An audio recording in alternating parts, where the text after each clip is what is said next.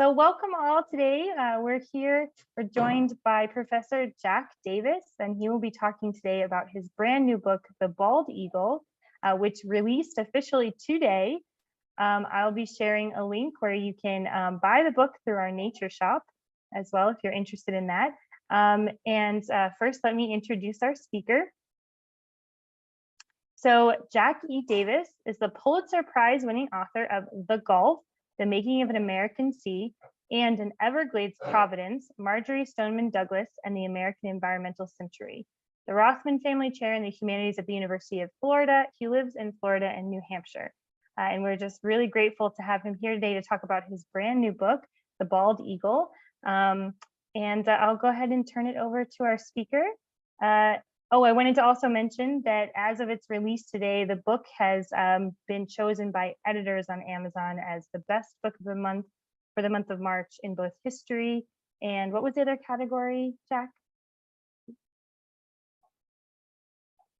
Nonfiction. And in nonfiction. Yeah. So that's really excellent, and congratulations on that. And I'll go ahead and let you share your screen, and we can get started.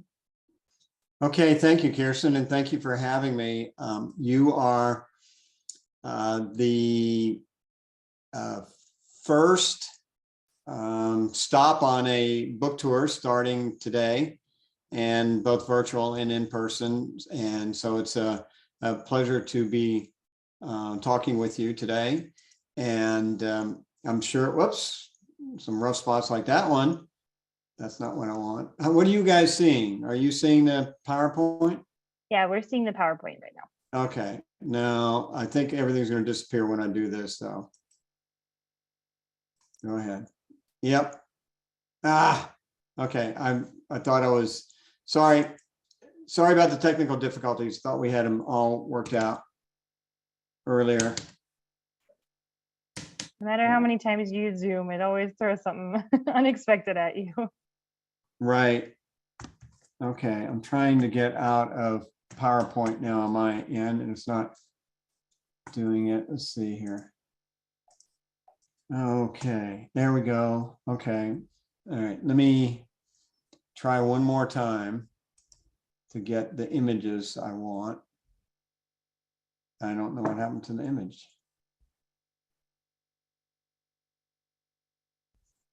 Okay. Hang on.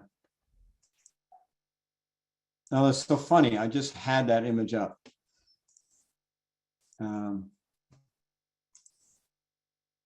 Okay, what are you seeing? So we're seeing the folder of images. You're still seeing the folder. Okay, Yeah. hang on. Thanks for bearing with us, folks. Yeah, sorry. Okay, now this should work. This should get it.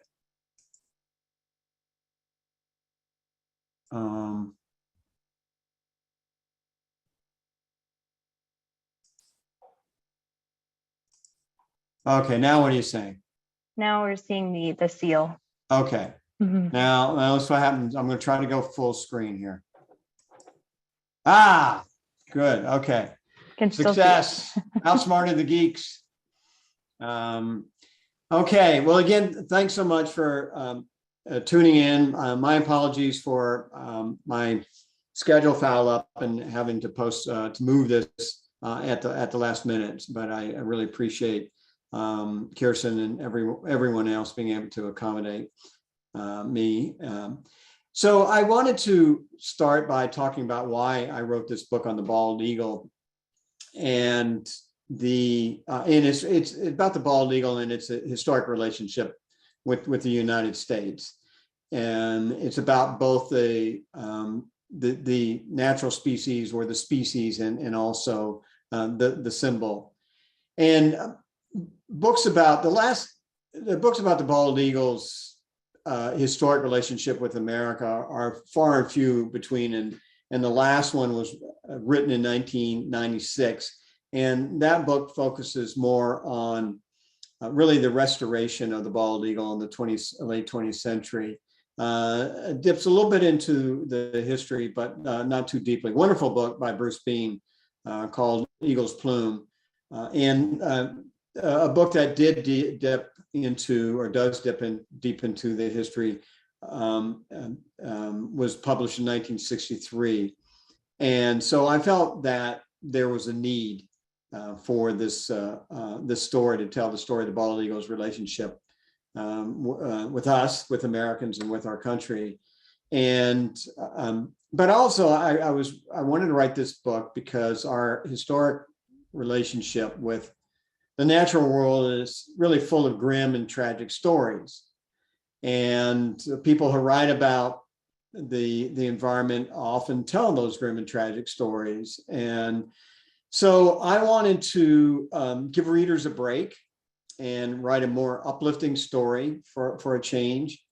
I also wanted to reach a broad readership, who doesn't admire and appreciate the bald eagle, who doesn't feel, excitement and awe, and who doesn't poke the person next to them when they see this charismatic bird crossing the sky.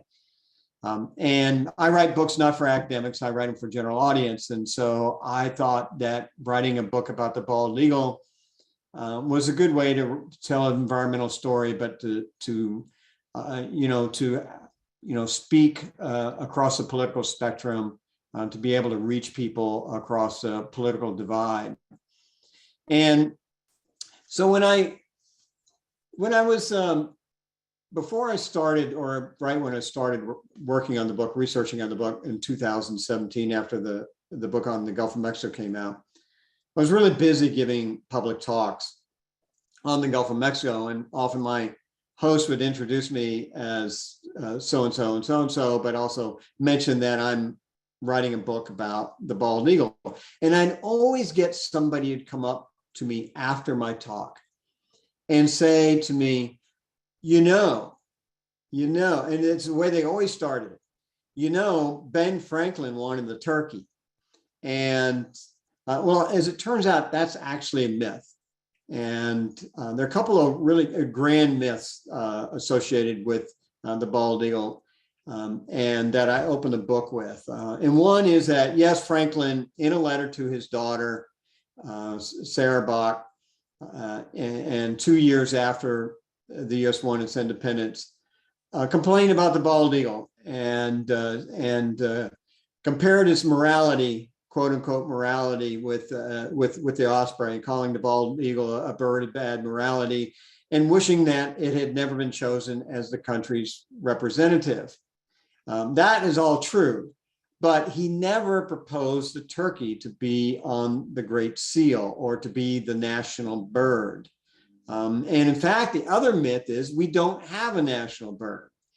And Congress nor the president has ever designated a national bird as Congress has designated a national mammal, which is the bison, and a national tree, which is the oak. And so today, tomorrow, President Biden or Congress could appoint the sidewalk pigeon as the national bird. I don't think that'll happen, but in any case, what Congress did do was it put the bald eagle on the Great Seal of the United States in 1782. And after spending 6 years considering multiple other versions or proposals for the Great Seal of the United States, but it wasn't until 1782 when Charles Thomson, who was the Secretary of the Continental Congress, essentially the most powerful man in Congress, was fed up. He said, all these committees, all these great men, Jefferson, Adams, and Franklin were on the first seal committee, and they completely failed. He finally said, look, we got to put the bald eagle on the Great Seal of the United States. And it was an instant hit. And it's an appropriate bird for the Great Seal of the United States for a couple of reasons. One is that the bald eagle is an all-American bird, as I'm sure you know. It lives only in North America. And at the time, the United States was really trying to assert its identity, independent of Europe, a national identity, independent of European influences. And so even though eagles have appeared on seals of state and coats of arms dating back to the ancients. All those other eagles are non-ornithological eagles, and they are of no particular identifiable species. But Thomson insisted that the eagle on the Great Seal of the United States be, as he called it, an American eagle. And it's a very distinctive bird. It's recognizable, as we all know. I think the other reason why it was chosen for the Great Seal is that it's this charismatic bird. It has this look of fearlessness. It conveys courage. It conveys sovereignty. It conveys strength, which the United States wanted to convey to its European rivals.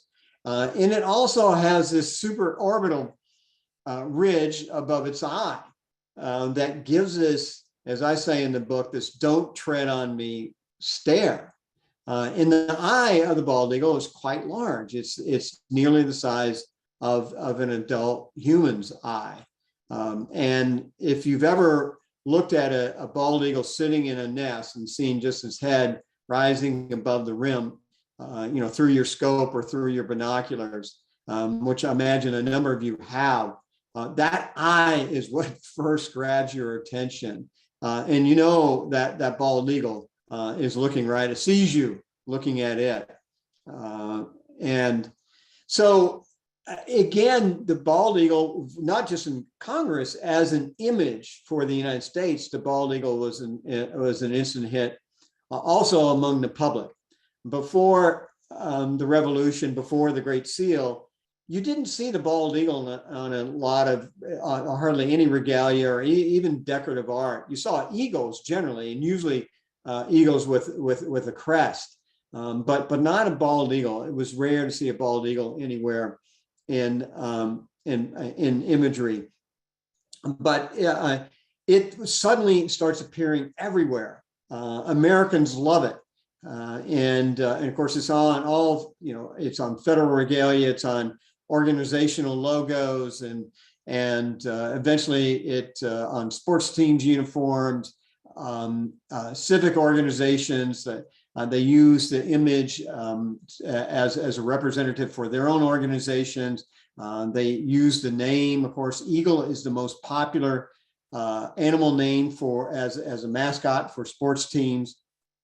And so Americans love the image of the bald eagle, but they didn't like the species itself. And they, even at the time, even after this image was put on the Great Seal of the United States, the bald eagle, as I'm sure you know, is an apex predator, and it's a scavenger, and it was treated by Americans as any other predator of the time: a wolf, a mountain lion, a coyote, a bear, and predators were to be eradicated because they were allegedly a threat to the American economy. And so, just like the wolf and the coyote and the bear, the bald eagles were destroyed by Americans. An eagle seen was an eagle to be shot. And here's a sort of and this was the practice. This was the ethos on into the 20th century. Throughout the 19th century, Americans are shooting bald eagles out of the sky, and well into the 20th century. Here's a picture from the 1930s, and pretty scary guys here. You have to wonder if their children eventually ended up in therapy. But newspapers reported on eagle shootings all the time. I did a search on newspapers.com from 1850 to 1920, and I searched the words "bald eagle shot" in quotation marks, and I came up with 140,000 hits.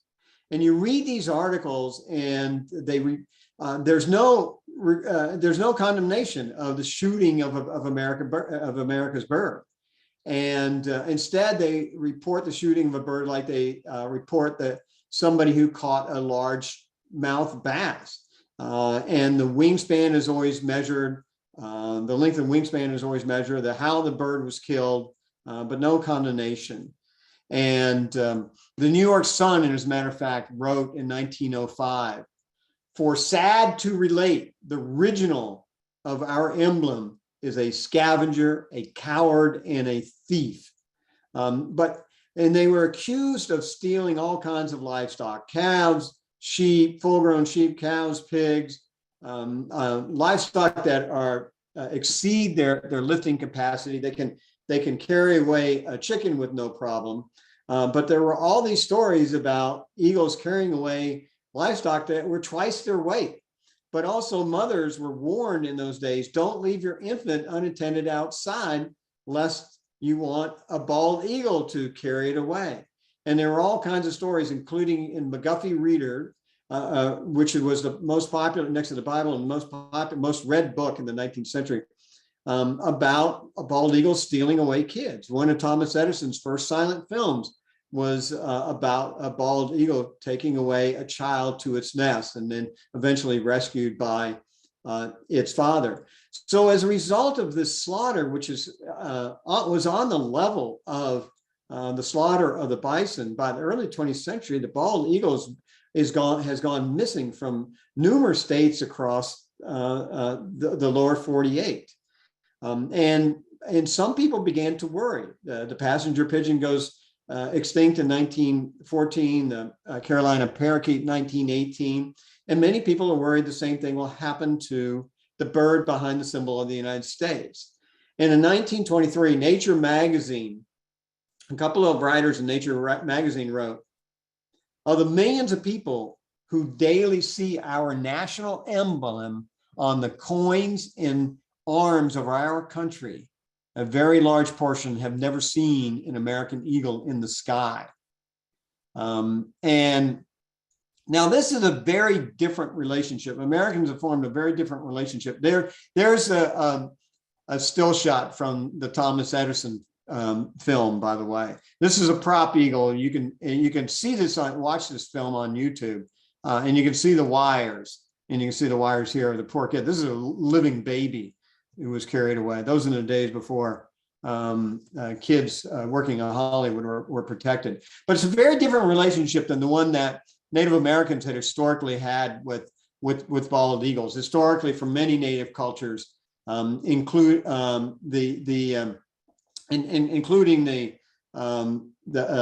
Native cultures of the Pueblos in your part of the country, the bald eagle is a spirit bird that communicates with ancestors and the Creator. And feathers are conduits to the spirit world and integral to worship and rituals. And feathers symbolize bravery, but they also give honor to the higher power, the world of souls, and to the birds themselves. Now, many Native cultures would collect feathers by killing eagles, and there was always a designated eagle killer, and they would only take a few out of the ecosystem. And the Zuni, as this picture, this 1787 picture of a Zuni at the Zuni Pueblo, the Zuni would gather or capture young eaglets and bring them back and raise them in stockades.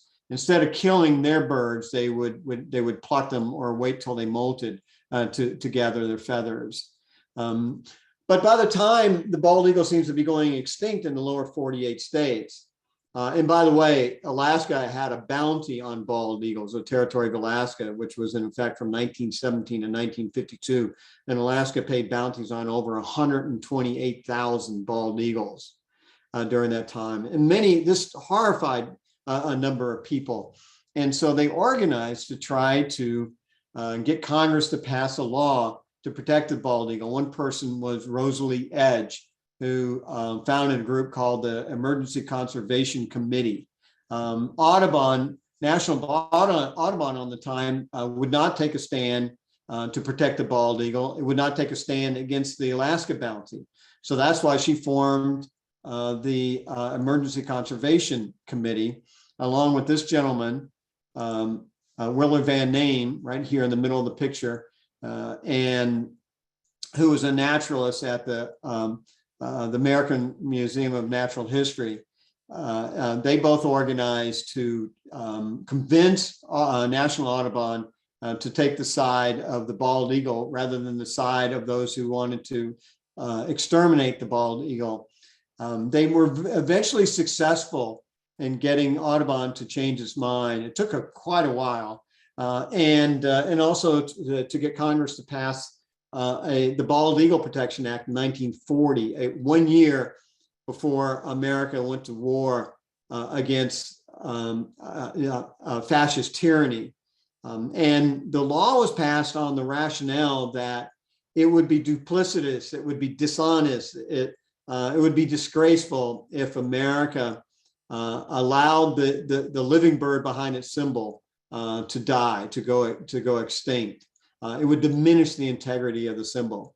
So in 1940, Congress passed that act with strong bipartisan support.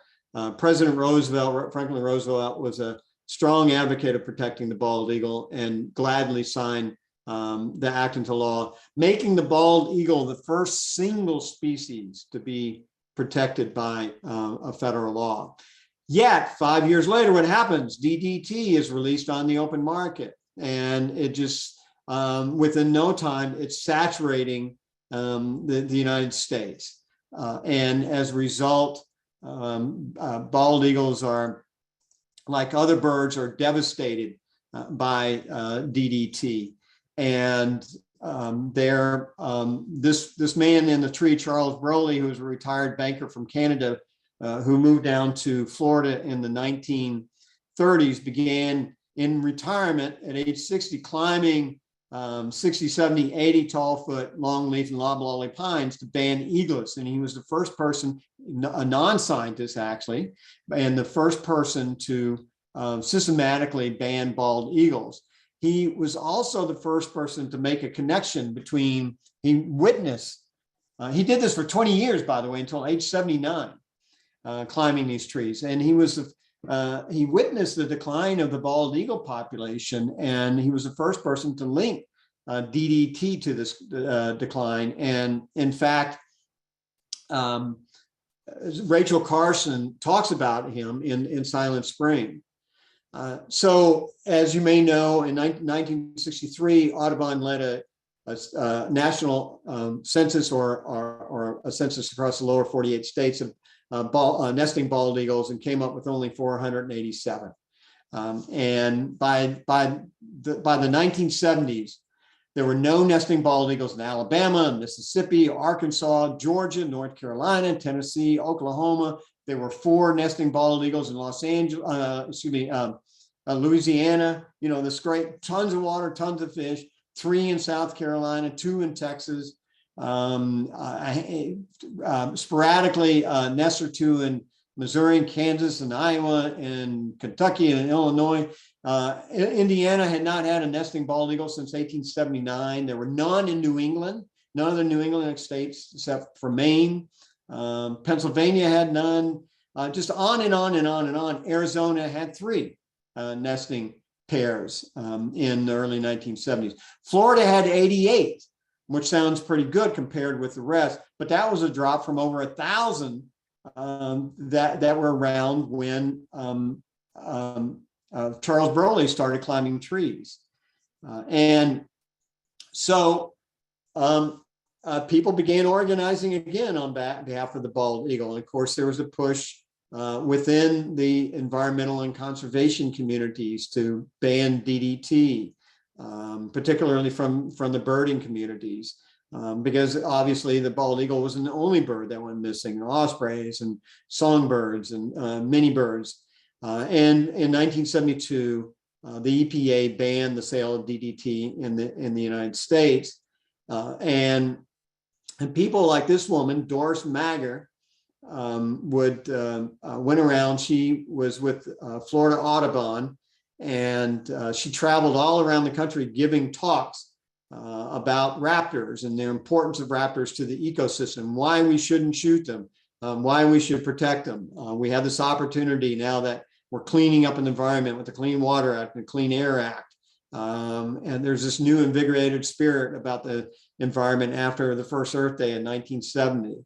And here she is at age 60, she has biked across the country from San Diego to Florida, giving speeches in Kmart parking lots along the way. Kmart was their sponsor, traveling with this eagle named George Washington. But also she had an owl with her called Extra Terrific. And Fish and Wildlife, along with state agencies, launched bald eagle restoration programs across the country that were highly successful. And but not only because these agencies were relocating bald eagles and giving them a second chance and cleaned up habitat where they had once nested before. But the Fish and Wildlife and the state agencies also relied heavily on the bald eagle's steadfast domestic instincts. As you may know, bald eagles mate for life. They maintain a fidelity to their nest as long as that nest exists. If the nest is destroyed, say in a storm or for some other reason, they'll immediately start building. If a mate is lost, the survivor will go out and find a new mate very quickly. They refurbish their nest every year when they return. Here's a picture of bald eagles taking some Spanish moss back to their nest that they pad the nesting area of the larger area with, and at least in southern states. And they provide such good care to their young that by the time a juvenile is ready to leave the nest, they are often, for the season, they are often heavier. They often weigh a pound or so more than their parents because the parents do such a good job of feeding them. Oh,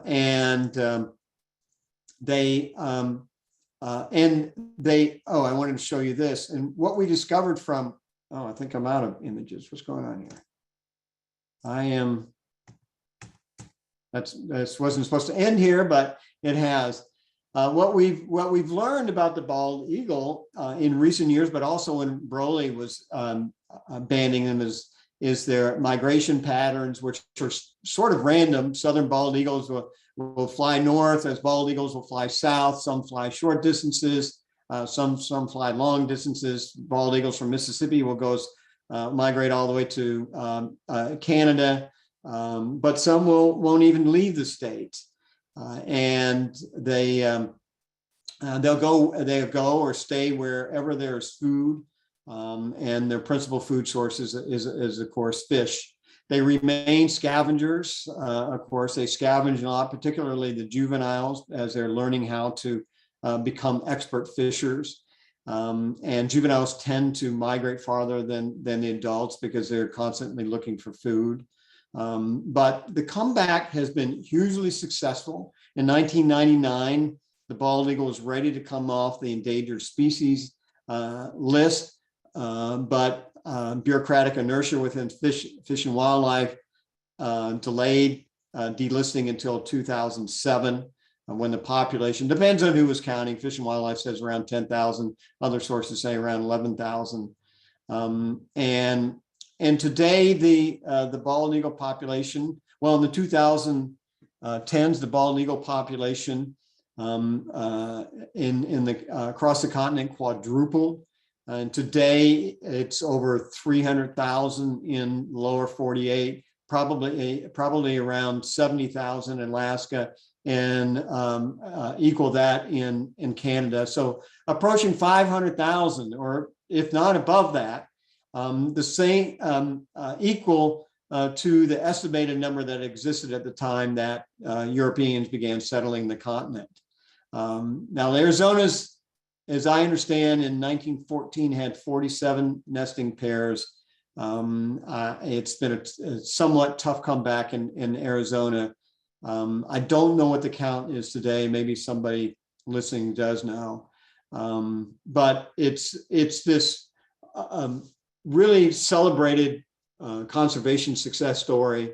It's an uplifting story. It's the one that's can give us optimism for as we face challenges of the environmental challenges of the 21st century. There are reasons to appreciate the history, but there are also dangers that continue, that persist. And the greatest danger to the bald eagle population today is lead poisoning from bullets and shot from hunting.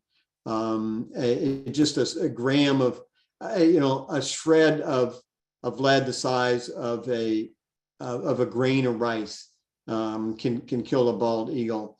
And because they're scavengers, they scavenge on the gut piles that hunters unwittingly leave behind. But unwittingly, not knowing that they're doing, generally not knowing that they're doing damage to wildlife. And car strikes are becoming more common. But at the same time, we have rehab centers, I think, in every state in the country, and many, we have more than one rehab center. So when we see a bald eagle today crossing the sky, we're not only seeing a symbol of nationhood and patriotism. I think we're also seeing a symbol of a society that forged a more balanced relationship with nature, and in a better future, not only for the bald eagle but also for humans. And so that bald eagle crossing the sky, in my opinion, is a pat on our back for doing right by the environment. And why don't I stop there and we can take questions? Awesome. Thank you, Professor Davis. That's really awesome. I loved hearing about all of that, and I'm excited to read your book. Does anyone from the audience have any questions for our speaker? You can either unmute yourself or put them in the chat.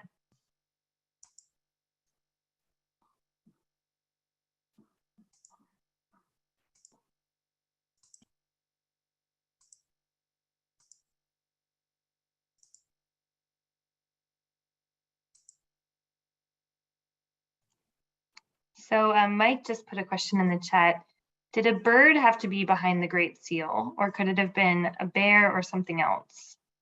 No, a bird didn't have, well, no, it didn't have to be behind the Great Seal. There were a number of proposals that didn't include any sort of animals. And there were proposals that never made it out of committee in Congress, but there were proposals for other animals, such as bears and mountain lions.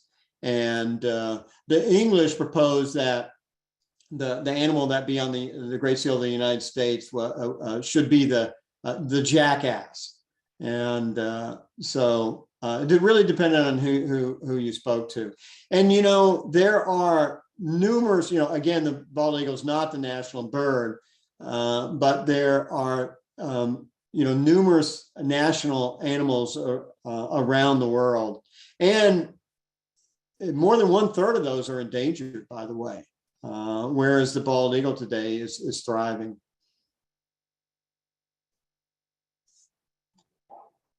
Any other questions?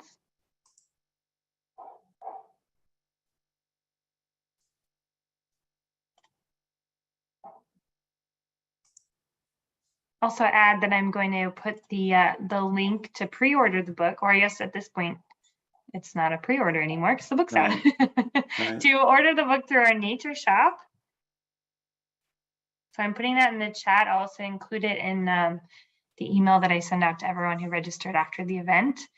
But I want to make sure we get to everyone's questions. So Well, let me ask a question if I can. Does anybody know what the current nesting population is in Arizona? I can try looking it up. I don't see anybody unmuting. I haven't been able to find the latest I found was 2014, and there may not have been a census since 2014. The states, after the bald eagle was removed from the endangered species list in 2007, most states stopped an annual census of bald eagle nests, and do them every few years or every 10 years, if they're doing them at all. Now, Florida Audubon Society does an annual nest count in Florida, and they have a whole network of monitors. Wow. It's funny. I mean, I grew up with the impression that bald eagles were very rare, and it's sort of only, I guess, Yeah. recently dawned on me that that's not the case anymore. I'm curious, if you don't mind, if I ask a question. Sure. I'm curious about the status of the laws now. So you said that the bald eagle was delisted in 2007. But is there still that Bald Eagle Protection Act, or Yeah. what about the Migratory Bird Treaty Act, like these other Yeah. things? So where Right. legislatively, where does it stand? So initially, raptors were not included on the migratory bald treaty. The migratory bird treaty act, and eventually, I think it was in the 1960s. They may have been 1950s that raptors were included, and that gave added protection to the bald eagle. The Bald Eagle Protection Act.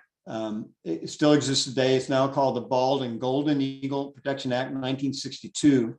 The Golden Eagle was added mainly, at least according to the way the congressional record reads, and also the law. It was added. The Golden was added to give additional protection to the bald eagle because the adult golden looks very similar to the juvenile bald eagle. And so particularly ranchers, livestock farmers, were shooting eagles that they thought were golden eagles, and they turned out to be bald eagles. And some didn't care. They didn't care what kind of eagles they were shooting. So Congress added the golden eagle in 1962. What the bald eagle lost temporarily when it was delisted was that 330-foot buffer from an active nest. You're not allowed to engage in any sort of disruptive activity within 333 feet of the nest. And what Fish and Wildlife did was move that buffer rule over to the Bald and Golden Eagle Protection Act. You can spend 6 months in jail for harming a bald eagle. You can be fined $100,000 for harming a bald eagle. If you're a business, even more. And so it has good protection. As I say in the book, we could have had all the protection in the world for the bald eagle, the Migratory Bird Treaty Act, the Bald Eagle Act, Endangered Species Act.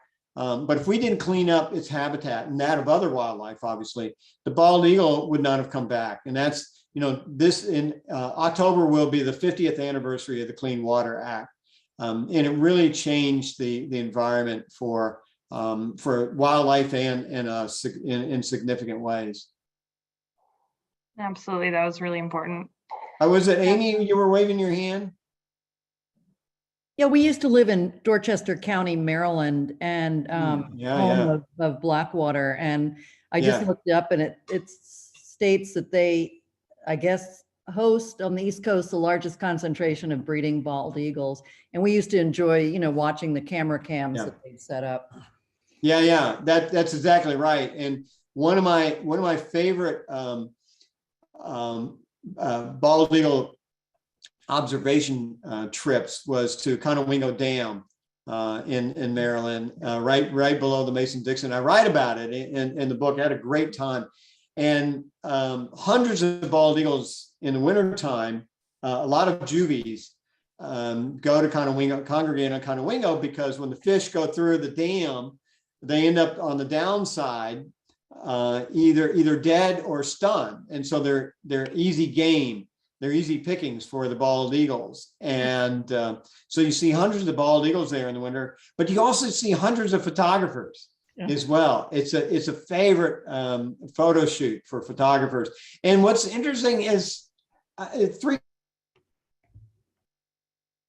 of them are dressed in camouflage. But not only the jackets and the pants camouflage and their hats, but the cameras are camouflage, their lenses, the telescopic lenses, and their tripods are camouflage. So they're as interesting to me as the bald eagles. Mm-hmm. But Maryland, yes, has been a great comeback state. So has Ohio in particular. Minnesota is blown everybody out the charts. It has some 10,000 nesting bald eagles now, whereas Florida is number 2 with about 1,500 nesting pairs. Very interesting. Wow, that's a big difference between number 1 and number 2. Yeah, well, Minnesota has all those lakes and lots of fish and lots of rural area too. Gotta get up there to see them. That sounds amazing. Paul is asking in the chat if bald eagles migrate. They do migrate, and that's what I was hoping to show you. Was I have a migratory map in my book, and let me that's the book, by the way, and so let me see if you can see this migratory act. And I'm afraid I'll screw something up in the technology if I try to bring up the image on my computer. But all right, let's see. How are you getting any kind of sense there? So, they migrate. They tend to stay in the the traditional bird flyways, and so the bald eagles on the East Coast from the south fly north. The bald eagles between nesting seasons. When they leave the nest, everybody leaves, and the male and the female, the parents, they will go separately. They'll go their own way during the off season, and a Florida bald eagle might fly as far north as Canada, but it might just go as far as Conowingo Dam. It's going to go where it knows it can find food. A bald eagle from Saskatchewan between seasons will fly down to Colorado, even there, and sometimes some of them go to Arizona. Alaska bald eagles go out on the Aleutian Islands, or they come down to British Columbia or to Washington State or Oregon. And some wackos go all the way as far as New Mexico for some reason, not sure why. So it's sort of all mixed up. There's no definable pattern like there are with your other migratory birds, and they won't follow this. They won't do the same route necessarily every year. So bald eagle that flies to Canada one year may not go to Canada the next year. It may just go to Georgia, for example. But yes, they do migrate, and that for many years. Audubon, in fact, Audubon in 1930, the president of Audubon, T. Gilbert Pearson, argued in Congress when it was considering for the first time the Bald Eagle Protection Act, argued that the bald eagle was not a migratory bird, even though it is, and others knew that. And he says it's not a migratory bird. So he and one of his vice presidents argued, so if you give federal protection to this non-migratory bird, what you'll be doing is interfering in states' rights, because a bald eagle belongs to a state. It doesn't belong to the country. It doesn't belong to the federal government. And, Congress was reluctant to intervene in state affairs. And so the bill failed, and for the same reason in 1935. But by 1940, Congress was convinced that the bald eagle was a migratory bird, and it had the jurisdiction to extend it federal protection. Wow, so good job for the bald eagle migrating, I guess. Got that federal protection. Mike is asking if there's any conflicts between protecting bald eagles, but they also are the predators for some other endangered species. So is there a conflict there? There of course there are always conflicts, but hasn't been enough for Fish and Wildlife to step in to try to manage that behavior, which does not mean that won't happen at some point. And that's one of my fears. No offense to anybody working in wildlife management who's tuned in, but when you talk about management, you're talking about you're talking about exercising control over nature, and we have historically proven as a species we're not good at that. And also management, unfortunately, can also lead to culling the population, and that's often not popular, and often in some cases it's effective, and in some cases it's not effective. And to give you an example, I talked about lead poisoning in bald eagles, and the lead primarily comes from game that has been hunted and gutted in the woods. And again, the hunter's thinking that he or she's doing good. You know, they're recycling part of the animal back into the environment, leaving behind food, but the lead is killing bald eagles. That's hunting deer is, for instance, is a form of wildlife management. We have a deer season, so we can keep the population at a particular level. But in that management, we're also killing bald eagles. Yeah, there's always unintended consequences, right? Yes, that's exactly right. Collateral damage. Yeah. I mean, the solution is to ban lead bullets in hunting wildlife and go to copper or steel. And we've done that with fishing gear in national wildlife areas. And we ban lead in other ways in the environment. And we ban lead in waterfowl hunting. And you know, we're the environment and wildlife and us, we're all better for it. Absolutely. So Bill is asking if there's an issue with wind farms and eagles. There is, but it's and by the way, I've learned in doing my research, and I write about this in the book, that industry prefers the term wind sites as opposed to farms, and certainly never call them windmills like President Trump did. So yes, there is a danger, as with any bird. There are dangers for both golden and bald eagles. The industry has really risen to the occasion and has, for a number of years, been testing technology to reduce the number of deaths. There is a wind site called Top of the World in Wyoming that Duke Energy owns.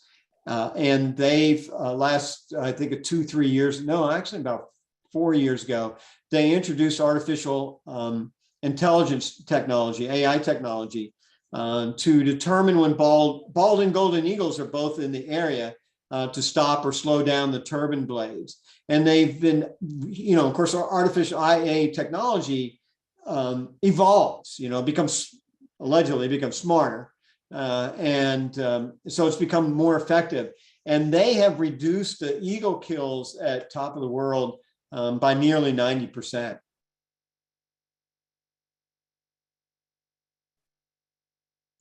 Wow, that's amazing. Good to know. Yeah. I think we have time for one more question, which is great because we have one more in the chat. Catherine asks, do you know the status of protection for bald eagles with various Native American tribes? So as I write in the book, and I write about all of this in the book, and particularly in the epilogue, what is going on now, as I argue in the book, you know, we can never fully reconcile our relationship with the bald eagle until we reconcile our relationship with Native peoples and their relationship with the bald eagle. Because when we passed the Bald Eagle Protection Act 1940, Congress gave Alaska an exemption. So you can keep killing bald eagles, you can keep your bounty, but it prohibited Native peoples from engaging in their traditional relationship with the bald eagle. And it criminalized traditional Native behavior. But in recent years, the federal government and the courts and Fish and Wildlife have made some adjustments to help restore that traditional relationship. There are, I think at this point, 7 or 8 native aviaries, where Native people's aviaries for bald and golden eagles, where they rehab the birds, but they're allowed to keep them so they can distribute the feathers rather than release them. Also, some Native groups have been allowed to go out and hunt bald eagles, and with a limit on the number that they can take from the wild. And The other thing that the federal government has done, Fish and Wildlife has done, is outside of Denver is the National Eagle Repository, where all carcasses of bald eagles go. So if you find a dead eagle, bald eagle, you have to turn it into, by law, turn it into authorities. You can't even keep a feather. You find an eagle feather. If an eagle flies above you and it loses its feather and it comes floating down in the sky, you can't take that feather home legally. You have to turn it in. And all of that goes to the Eagle Repository in Denver. And from there, once the bodies are processed, the eagle parts and eagle feathers are distributed to native groups across the country. And the guy who does the processing at the National Eagle Repository, he's nicknamed the Mother Plucker. Oh my. Well, thank you so much, Professor Davis. Are there any other questions? Does anyone want to unmute themselves and ask a question, or? Okay. Okay, well, I want to say thank you so much for joining us today, both to you, Professor Davis, for speaking, and for our audience members for coming and joining us. We're really grateful. This has been recorded. We'll have the recording available later, and please feel free to follow that link I put in the chat to check out the book and purchase it. I have a copy. It's really awesome, and I've been really enjoying it, so I highly recommend. And if no one else has any questions, then I think that's it. Thank you again, Professor Davis, for being here with us. My pleasure. Thanks for having me, and thanks everybody for linking in. So, thanks, Kirsten. All right. Bye-bye.